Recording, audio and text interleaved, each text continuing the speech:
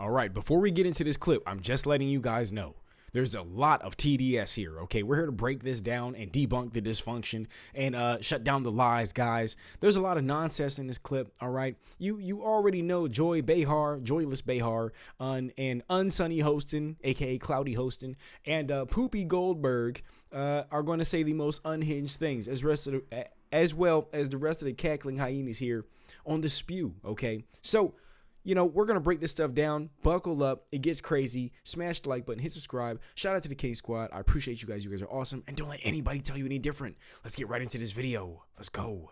Economic chaos continues as you know who slaps a 104% tariff on China. But last night he stuck by his story that all of this is going according to plan. Take a look. These countries are calling us up, kissing my ass. They are dying to make a deal. Please, please, sir, make a deal. I'll do anything. I'll do anything, sir.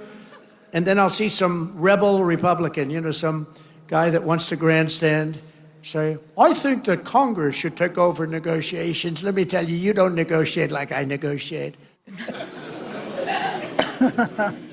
Well,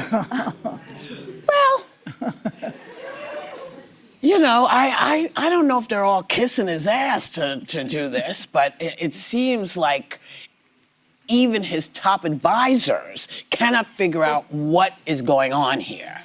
What is the plan? And the White House is trying to clean things up, apparently, after Elon Musk and trade advisor Peter Navarro got into a public war of words. Take a look at this. The American people understand that Elon's a car manufacturer, but he's not a car manufacturer, he's a car assembler. Musk actually referred to Navarro today as being, quote, dumber than a sack of bricks.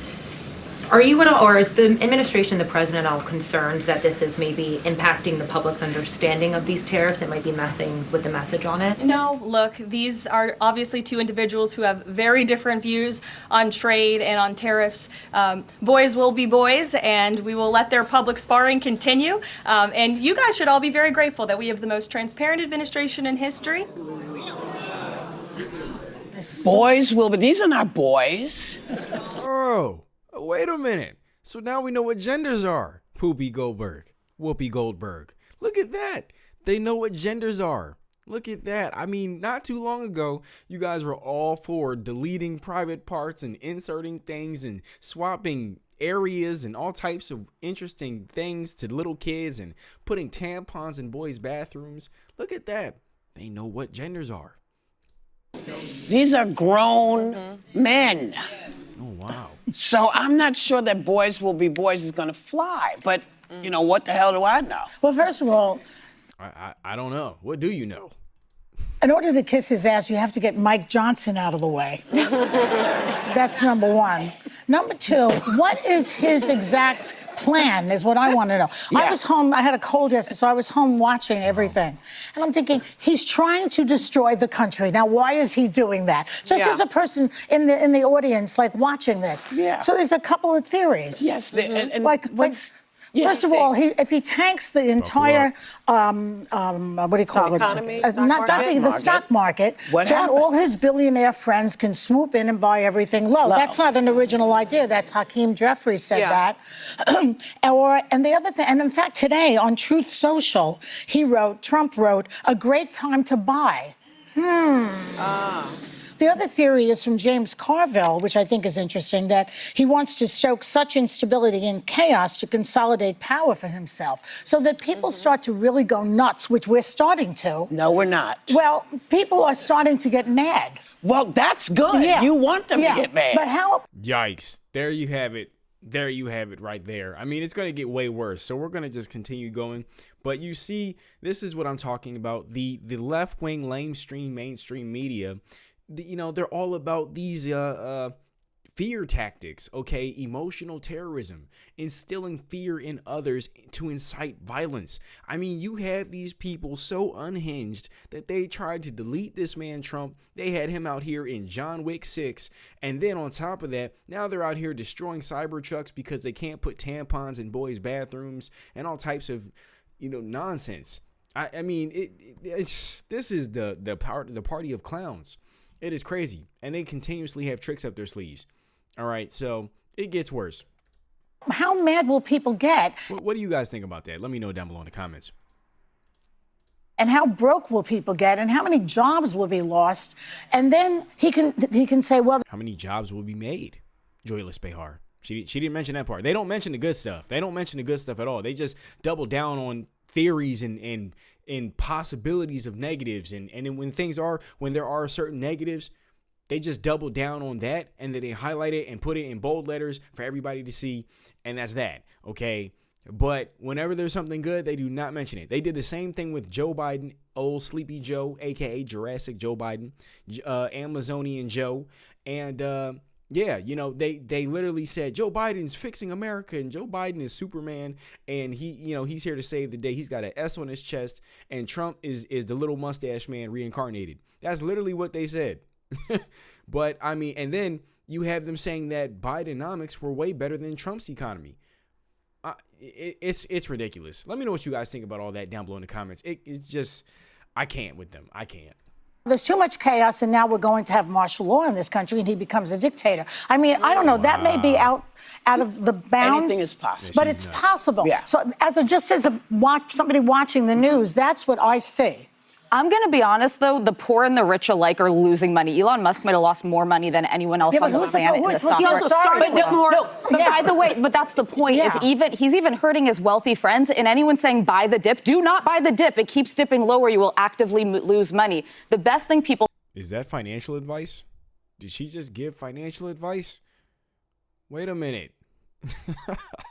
I don't know. I don't know. That sounds like financial advice. All right. If there's anything I know is to not give this is why I say this is not legal advice or financial advice. You know, they are something else.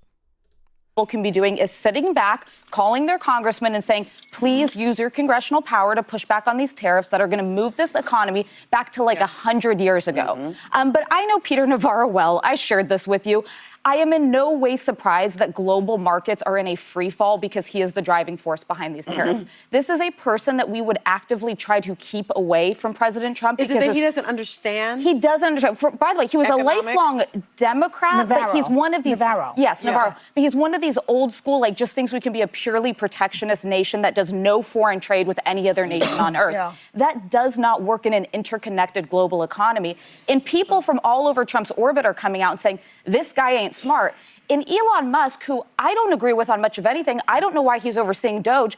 I'd actually love to hear from him on tariffs. He has experience running a business. He employs 100,000 people in this country. He understands supply chains. That's someone who, this would be a good time for him to chime in and He wants a zero tariff for everyone. He doesn't want any tariffs. But I also think it's interesting in that soundbite, Trump was saying, nobody negotiates like me. But he said multiple times he's not negotiating. So this is part of the problem, is that it's all chaotic. No, you guys are all chaotic. That's the thing. Because all you consume is lies and confusion. All right, you confuse the masses with just misinformation and fear. All right, this is why you got to really do your own research and figure out, learn for yourself. Okay, literally look into what Trump's actually doing, understand why he's doing it. All right, and then look at how this benefits us. Okay, you got to see the bigger picture, and it's crazy to me how they sit here and try to instill fear and try to relate to their audience as if they're anything like their audience when they're all, they're in an air-conditioned building on a nice, lovely stage, and then they go back to their nice $1 million homes, and they go on about their day. It's insane how they sit here and try to have everybody freaking out, and they say, "Oh my gosh, the sky is falling. There's fear, and it's just bad, and there's chaos, and Trump doesn't make any sense. There's no plan." Really? After we just came out of the Biden economy. I mean, really? So, it's very hypocritical. The hypocrites back at it again. Let me know what you guys think. Let's go. Tariffs could be in your toolbox. You could use these in a strategic way, but he's so zero-sum in his thinking that he slaps it on everyone. Not Russia, but like all of our allies, all of these other people. And he just does it so willy-nilly. Willy-nilly, but he's also... I was just having this conversation this morning. So you're watching as Republicans in Congress are starting to turn. Tom Tillis, I think... Do we have a clip of that, Brian?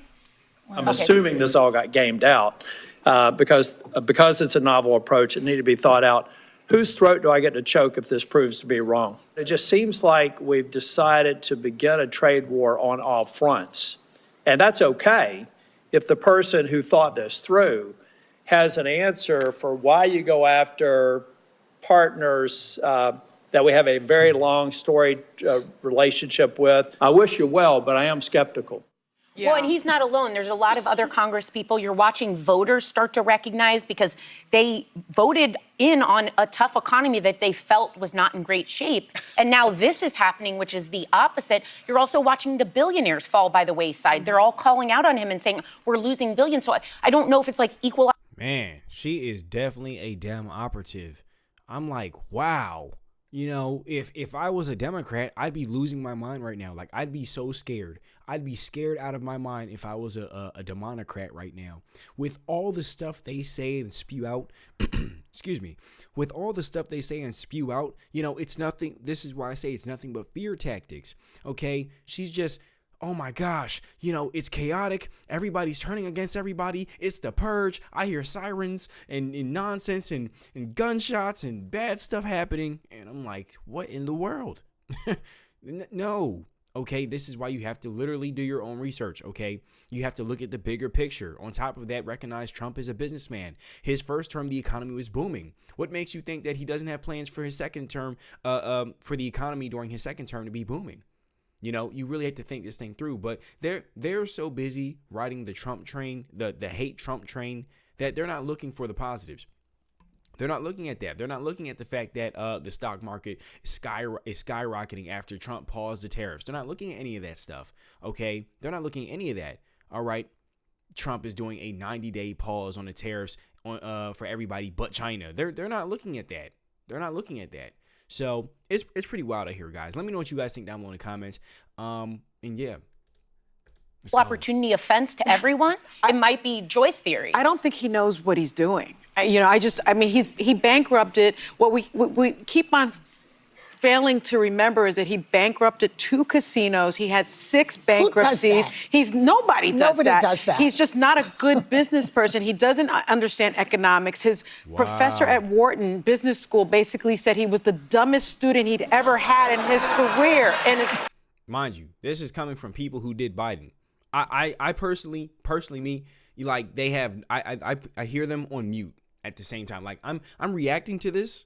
We're watching this as we're watching this, you know, we're breaking this stuff down, but you know, they're on mute in my mind at the same time because they did Biden.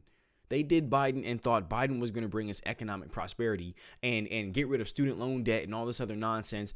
This man was out here rubbing Zelensky's tummy. He was vacationing on the beach eating chocolate ice cream, and he forgot he was president. You know, you barely saw him whenever bad things were happening, which was literally the entire 4 years.